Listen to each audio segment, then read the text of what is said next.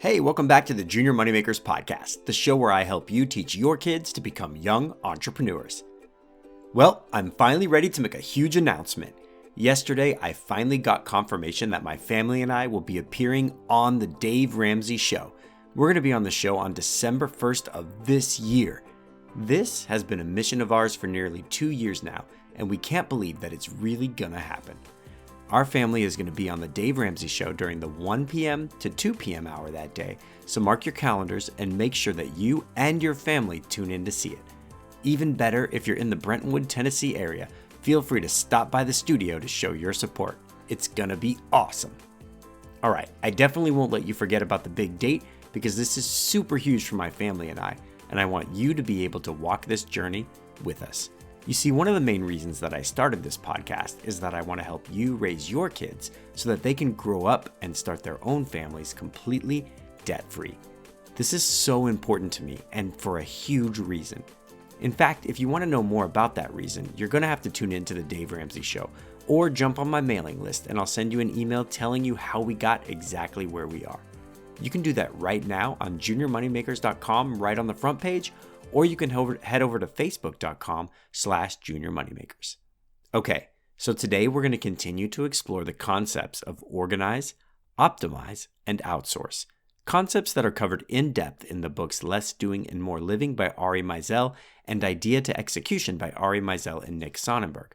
Today's episode is going to be all about optimizing, so let's jump in and start exploring. So what is optimizing? So a quick Google search tells us that the definition of optimization is the action of making the best or most effective use of a situation or resource, and I think that's a pretty good place to start. Optimization, practically speaking, of course, is simply streamlining your process and your workspace in a way that lets you get the best bang for your buck, or the most return for your time, effort, and energy. This can be an incredibly in-depth process, or it can be as simple as moving a gas can. You see, my backyard is so big that when I mow it, I have to break it into 3 parts. Now, my son mows the front third, but I'm responsible for mowing the back 2/3. As I'm mowing, I typically need to refill the lawnmower with gas at least twice. So, if I leave the gas can in the garage, I would have to walk all the way back to the house just to refill the mower, walk back out to the grass in order to mow. Not only would I do that once, but twice. Instead of going through that every single time we mow, I optimize the process. See, now I take the gas can out with me and I place it halfway between the 2 halves I mow, and I refill the mower only when I pass by the gas can and only when it's low, of course. This seems like an absolute no-brainer now, but remember, I'm not that smart and it probably took me an entire year of mowing before I finally realized I could just take the gas can out there with me. The first time. As you can see, optimization can be applied to your kid hustle in a lot of different ways, but just knowing that it involves cutting steps, rearranging your workspace, or revamping a process is enough for now. So, now we have an idea of what optimization looks like. How do you start applying this to your family's kid hustle? Okay, today we're just going to focus on optimizing 2 things: processes and your workspace. There are a lot of other things we could discuss, but I think this will help keep our focus narrow and let us get more bang for our buck. So, if you remember back on episode 29, we mapped out our processes and figured out exactly what everyone was doing and where everything went. In this step, the optimization step, it's time to dig into the process and figure out what steps need to be modified, added, or deleted. Sit down with your parents or your friends and really dig deep at the steps and the checklist you created after last week's episode. If you're objective and you know your business, it should be relatively easy for you to find places that can be moved around.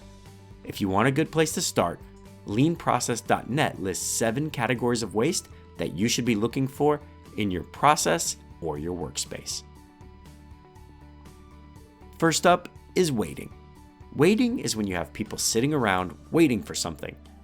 Maybe you and I make bracelets together. You make the bracelets and I engrave them. If it only takes me 2 minutes to do my job and it takes you 10 minutes to do yours, all things being equal, I'm going to be sitting around for 7 minutes doing nothing, waiting for you to finish a bracelet. That is not a good thing. Next, overproduction. This is when people are making more of a widget than you actually need. This can be as simple as making more bracelets than you can sell, or maybe making more fasteners than are actually being used in the completed product. We don't make inventory just to make inventory. Everything needs a purpose, otherwise we're producing waste.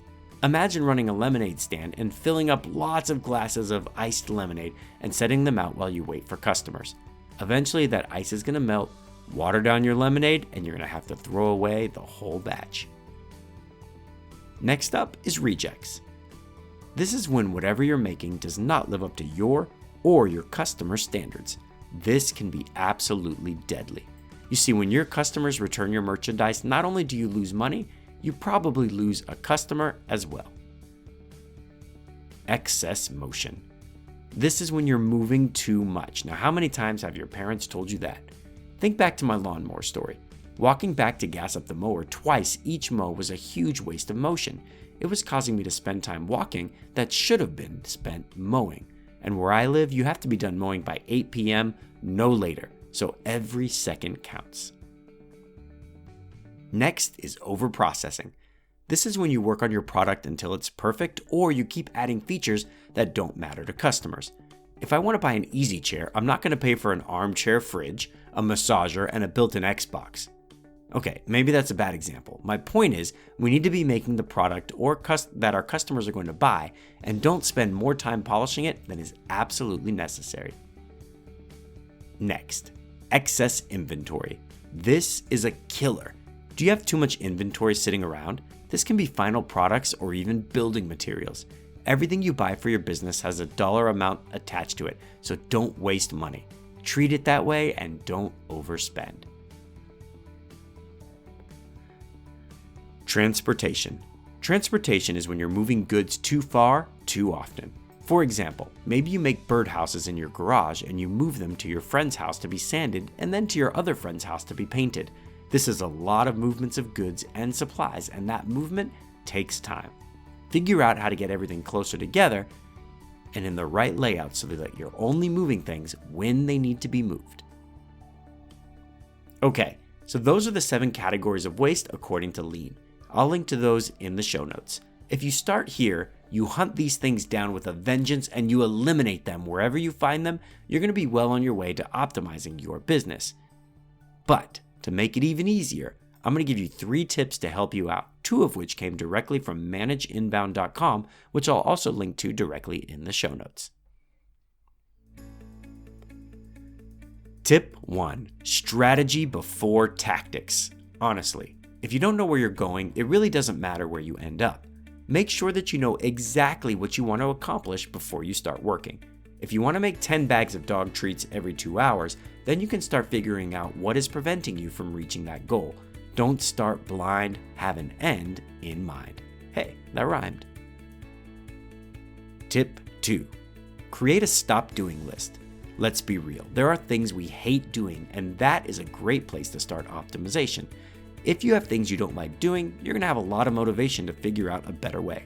Crazy newsflash for you kids, there is a better way. Taking time to identify it, think about it, and fix it is another story altogether. Start a stop doing list and figure out how to get yourself living in a world where that step in the process simply doesn't need to be done anymore. Tip 3, optimization doesn't always mean taking away. Trash can placement, for example, can reduce excess motion. Putting a laundry basket in our bathroom eliminated clothing on the floor, which eliminated a step in the cleanup process. Look at what you do and find out if adding a supply bin, a trash can, or some other convenience item might actually make you more productive. Okay, so those are 3 easy tips you can use to make your business more productive.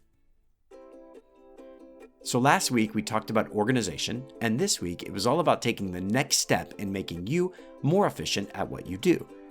These are the steps that help you in all areas of your life, mind you, not just in the business realm. Next week we're going to take on automation, my favorite part. But you'll have to tune in next Wednesday for that episode. In the meantime, if you'd like to be a guest on the show, go to juniormoneymakers.com/getfeatured. If your child has a kid hustle of any kind and any income, I would love to talk to you on the show. It's a great opportunity for you to get free publicity, and it's an awesome chance for the audience to learn what they're capable of. All right, I think that's going to wrap this one up. I'll see you next time, but until then, remember, dream big and change the world. I'll see you later. The views expressed on this program in no way represent the views of the United States Air Force, the Department of Defense, or the United States government, and are solely those of the host and their guest. Additionally, the ideas in this program should only be tried after ensuring compliance with all laws and regulations, and then only with parents' permission. Finally, while we believe in every idea we present, we cannot guarantee your results, as all individual results will vary.